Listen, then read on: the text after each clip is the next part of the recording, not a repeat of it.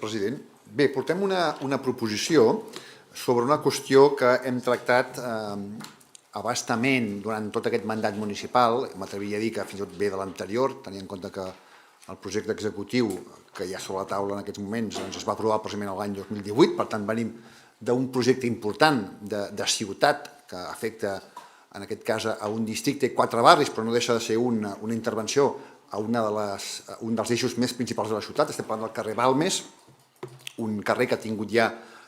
en èpoques anteriors diferents intervencions en diferents fases i trams de reurbanització que l'han deixat en unes condicions molt millors de les que tenia anys enrere. Nosaltres, des de Junts per Catalunya, de la mà d'entitats veïnals, entitats de comerciants, alguna plataforma veïnal ad hoc que s'ha creat darrerament, hem promogut aquest debat a nivell del territori i, per tant, hem tingut l'ocasió de parlar-ne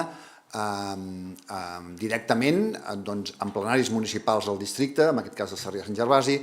Hem tingut l'ocasió de parlar-ne en els consells de barri dels 4 barris afectats, en aquest cas seria Putxet, Ferró, Sant Gervasi, Galvany, Putxet, Ferró i Sant Gervasi,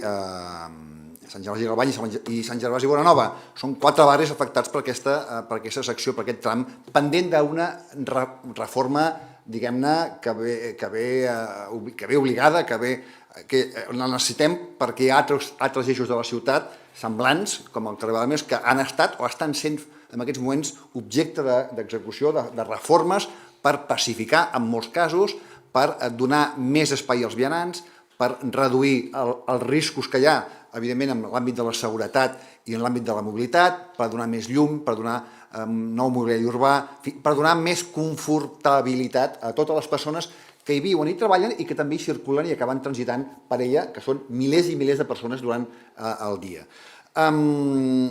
La situació ara ha arribat al punt en què es debat, fins i tot, si es pot intervenir de manera provisional, fer algunes intervencions provisionals que el districte, el govern del districte, no acaba de tirar endavant, amb l'excusa que hi ha obres de la línia 9 del metro i que això afectaria a la zona d'implementació de les noves fases semafòriques, dels nous semàfors que caldria posar de manera provisional en alguns espais d'aquesta secció, d'aquest tram del carrer Balmes, en concret Balmes-Bertran, Balmes-Putxet i més avall, però fins i tot aquesta intervenció provisional i puntual no es tira endavant. La raó, l'excusa sempre és d'un tercer, en aquest cas la culpa és de la Generalitat. Bé, nosaltres, més enllà de polèmiques i de situacions que tots sabem d'on venen i d'on parteixen, en el fons el que estem parlant ara és que no hi ha hagut priorització política del govern pel que fa a donar, diguem-ne, prioritat en aquesta fase, en aquesta execució d'aquesta obra. Creiem que, evidentment, encara hi som a temps, el projecte executiu està fet, l'únic que es caldria segurament és actualitzar preus, perquè això avui en dia, passa un any i els preus són uns altres, però el projecte executiu està fet, els veïns ho demanen, els veïns ho necessiten, hi ha unanimitat amb la resta de forces polítiques del territori i el que demanem, precisament, és que el govern municipal, atenent en aquestes peticions més que justificades del territori i de la resta de partits del districte, tiri endavant aquesta previsió pressupostària per licitar el 2023, licitar i fer l'inici de l'adjudicació i l'inici de l'obra, que evidentment seria la primera fase, en el transcurs de l'any 2023. Per tant, que el pressupost del 2023 ja preveiés la incorporació d'aquesta partida pressupostària. Afegim al final, com un punt i seguit, i aprofitant aquesta previsió de licitació i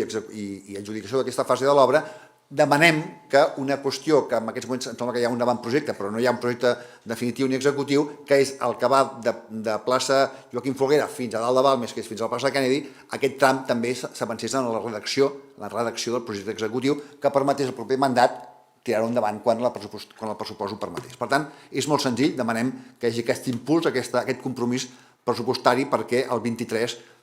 malgrat que hi ha eleccions municipals, malgrat que serà un altre mandat, poguéssim ja, diguem-ne, iniciar aquesta nova fase de l'obra que, repeteixo, és molt i molt necessària i molt reivindicada pel veïnat. Moltes gràcies.